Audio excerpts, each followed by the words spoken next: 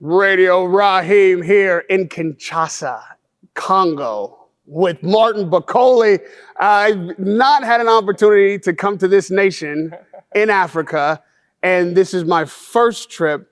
You told me I had to come. I told you I would be here, and here we sit. There's so many questions. There's so much happening in the world of boxing. People didn't know where you were or what you were doing, but I came here to the gym to find you doing exactly what you should be doing. So let's just start with that. Last time I saw you was after the heavyweight clash of Dubois and Usyk. Derek Chisora pulled you up, called you fat to your face, said you go home and you don't train. But here I find you at home training. Just what is your response to the attitude? It's not just Derek. I mean, he's a funny guy, but a lot of people feel like in between fights, you're not committing yourself. Yeah, oh, thank you. So firstly, I want to say thank you to see you here. You promised me you'll come to Congo. I'm surprised you're here. So I'm so glad that you find me in the gym. But Chisora, everyone knows Chisora is not a problem. I think he's mental. He gets so many punches in the boxing. He should retire right now. But because he's calling me fight, why not fighting me? He told me one day out of the camera, I say, yeah, I will never fight you. Because I spy him, he knows who's Martin Bakole. No, but now, sometimes it's why, because when I come here, I come here for the business. And when I'm off, I always come here. And this time I come here because I'm preparing something here in Congo. I think I'll fight in my country, so that's why I'm here early to get used already to the weather. So the reason why you find me in the gym today.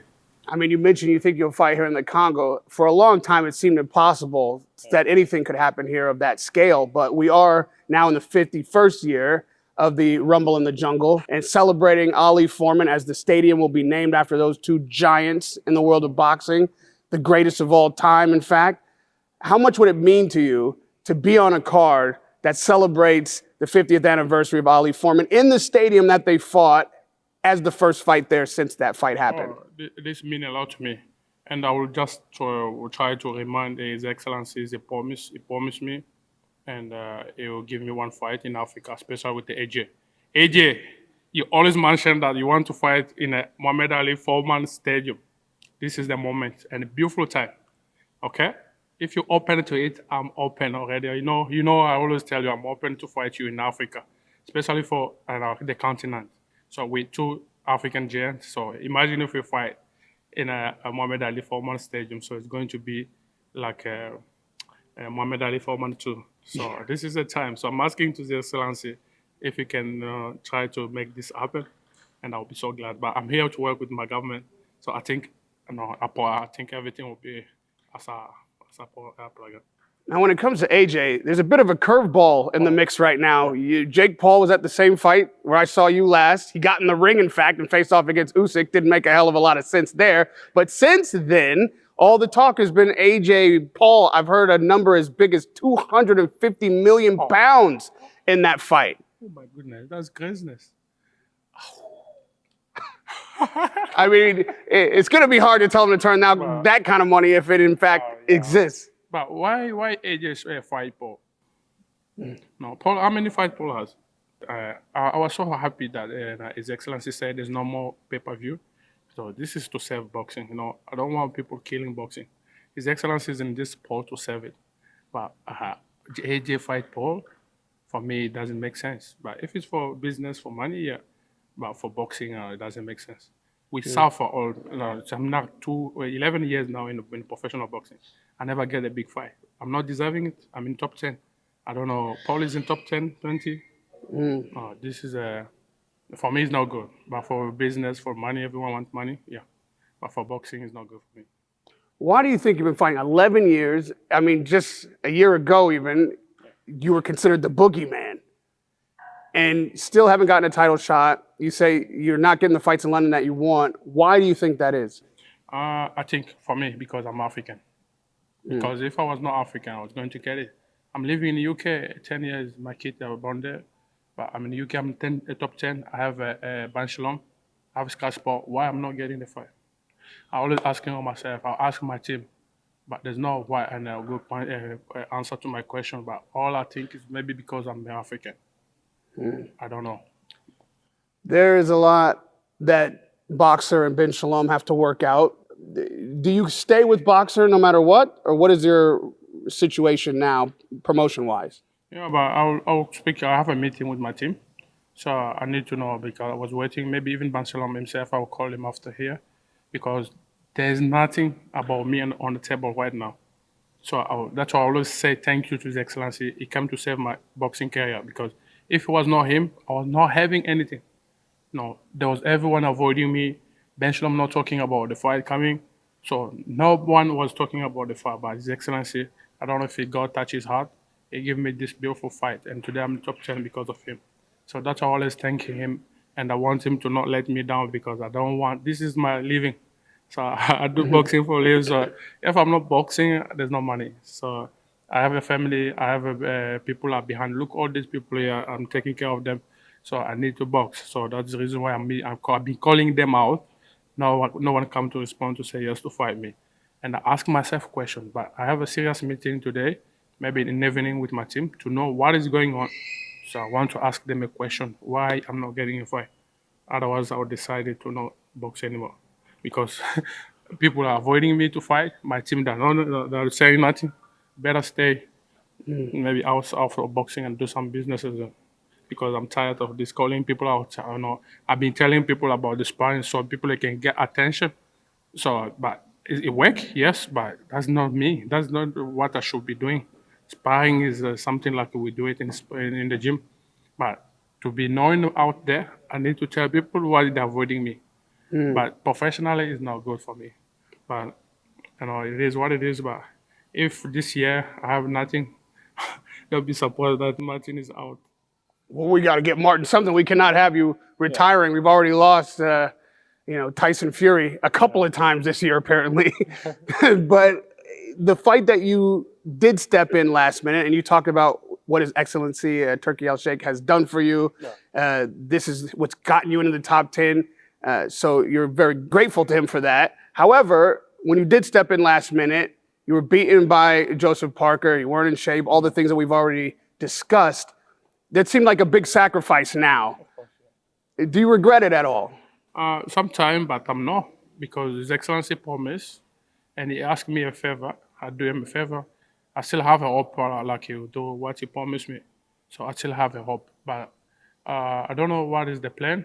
Maybe I'll try to call my team, or maybe His Excellency's team. He's a busy man, so if they have a plan for me, but some people knows boxing. They knows that I do a big favor to the boxing family, but some they're saying like I'm stupid. So maybe it's causing me today, or maybe my way will open up tomorrow. I don't know. But I think it's still close. After having gotten the victory against you, it put Joseph Parker in position to now fight for the undisputed heavyweight championship. We saw Usyk last time out, did the business against Dubois fairly effectively. It didn't seem like a tough fight for him. How do you see Joseph Parker matching up against Oleksandr Usyk? Oh, that's a beautiful fight. So I think Usyk, I always say these people saying like I'm crazy. No, I'm not crazy. The only man who can stop Usyk right now is Martin Bakole. And people know boxing, knows why I'm talking. And if it's the Usyk team, they knows that the only man who can stop Usyk now is Martin Bakole. The 100% Martin Bakole fit or beat Usyk easy. Even Parker, he know himself he was in trouble. Even I was only have 1 day notice, he knows himself that night that he was in trouble. But to be honest, anything can happen in the boxing, and especially in heavyweight. One punch can change everything. But the boxing cue and the boxing brain, Usyk is a little bit high. What do you believe that you possess that beats Usyk that no one else has had? Because I learned boxing from my brother Junior Maka with Saxpo, I know how to stop. This guy beat me 1 year every day. And I was asking myself, why this guy is beating me every day? And I learn. And when I start doing what my coach asked me to do, and I was surprised when they say, yeah, you're heavyweight, I will never fight you, spar you anymore. go spar heavyweight. So I was so happy. But to be honest, Usyk knows himself. Every time I go there to spar him, I always give him trouble. They only give me 2 rounds. So in that 2 rounds is in hell. I was surprised. He knows. When I was in a cave, so I was sparring the first sparring. His coach asked him to do. and I was giving him a hard time. He started shouting, he went mad, he jumped out the ring, started shouting at his coach. I never said this before, but he knows. Ask his team, they knows. He get out, he was bleeding everywhere, so I give him a hard time. And that's the first time. He called me again in Dubai, and I do the same. So he only give me two rounds. When I go down there, they only sparring Usyk 2 rounds. And that 2 rounds is in trouble. So he knows that Max Bakole in the fight, I will stop him easy. So Jesus, it seems like you have one of these sparring stories against every top heavyweight. yeah, I'm not lying. I don't lie.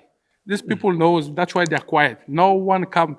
You remember in a boxing ring show, a magazine, Usyk was behind me asking me a question. Hey, that is spying. No, respond. He get knocked out. Yeah, I stop him. So even though I stop him, that's no story to tell, but it's true. And Kiev, I told you that I beat him like a baby.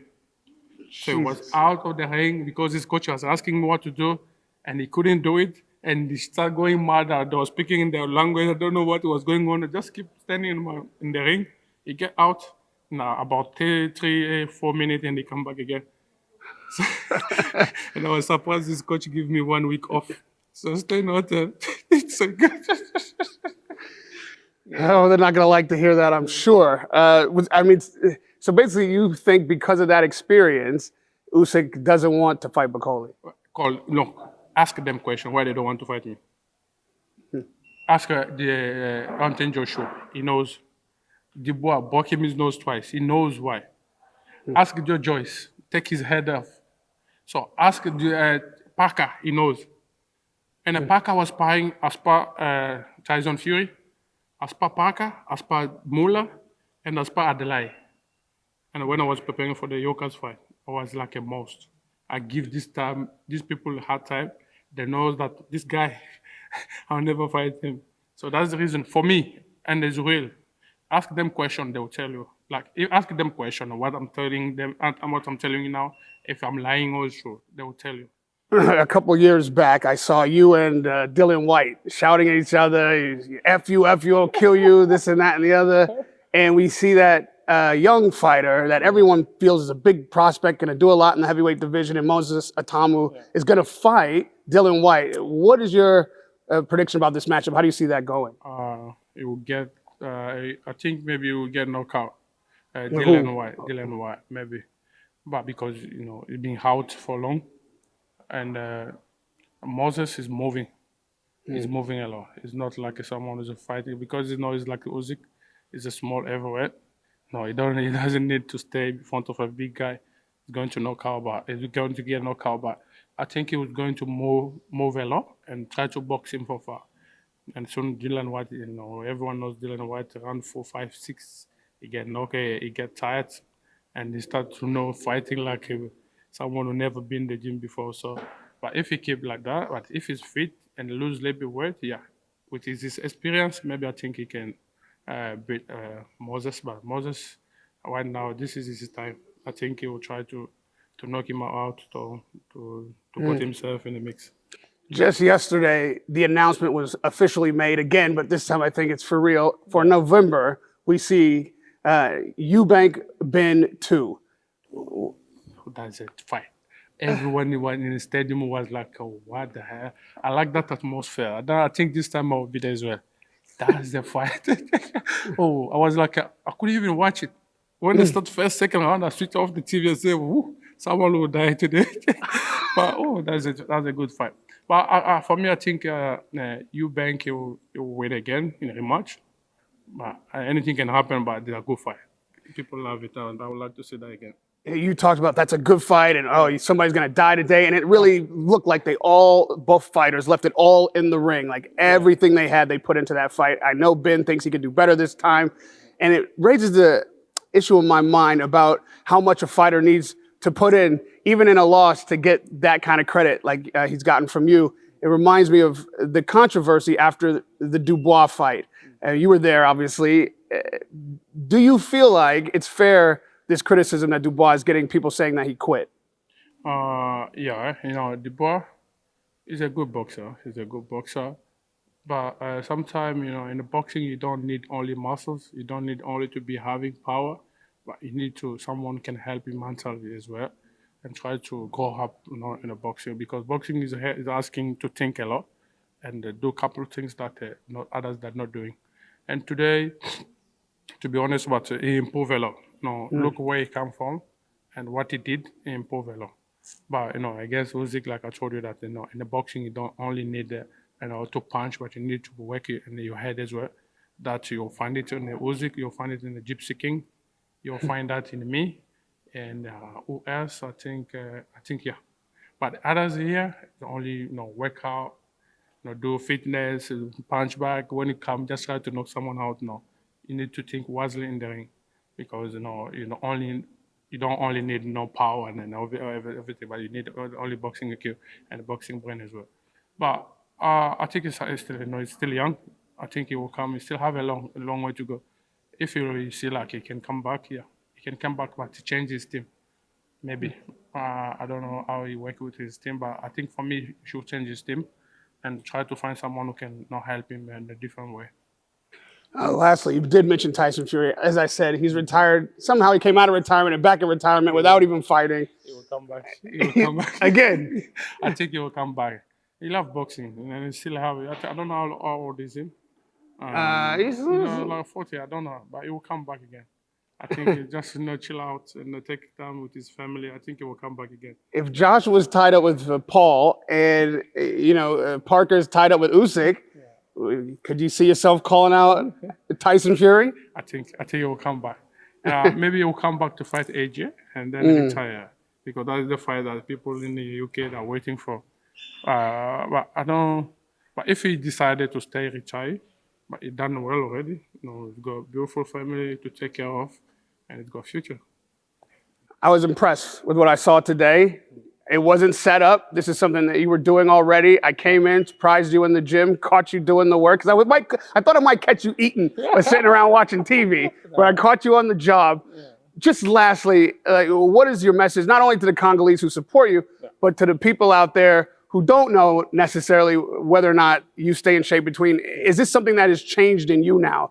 Is this a new Bakole? Yeah, this is a new Bakole. People have to know that, back in Bakole, when I was not in top 10, I was having an easy fight.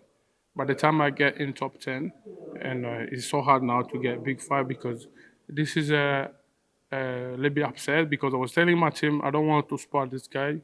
I will fight them one day. And today I'm paying off that, because no one wants to fight me anymore. And that's when sometimes, and I have family to take care of, and sometimes you switch off. When I come here, I don't train anymore, because you don't have a date. Like now, I told you, if you maybe you have a bench number, just try to call him. When is Martin fighting? Because he's a promoter now. He will tell you he doesn't have a date. Imagine, I have a family.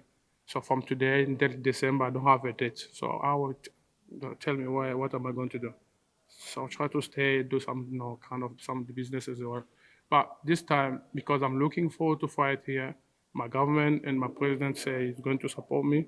And this time, even till December, or maybe in October or December, I'll have a fight. That's the reason why you see I start already camp here in the Congo, because there's not any date in the UK. There's no date in the Riyadh season. So I decided to come here, start working on maybe government going to support, maybe get a Jagba rematch, or someone else with a WBC or WBA regular title. But like when I always come here, people really don't know, because I don't need to tell everyone I'm training, And don't be surprised, I'm training twice. So I'm training morning and evening. And I already lose more than 5 kilos in 2 days. So love to hear it. I appreciate the time. It was really incredible, not only to visit this country, but to see how many people here support you, to see you rededicated to your craft, getting those 5 kilos off, getting the mind ready for a fight. I'm sure His Excellency Bin Shalom, the government here in Congo, between all of those, somebody's going to get Martin Bakole the fight that he deserves and the fans want to see. Thank you. Keep training. We can't wait to see you in the ring again. Radio Raheem in Kinshasa, the Congo, with Martin Bakole. The king of Africa, the king of Congo. This is my home.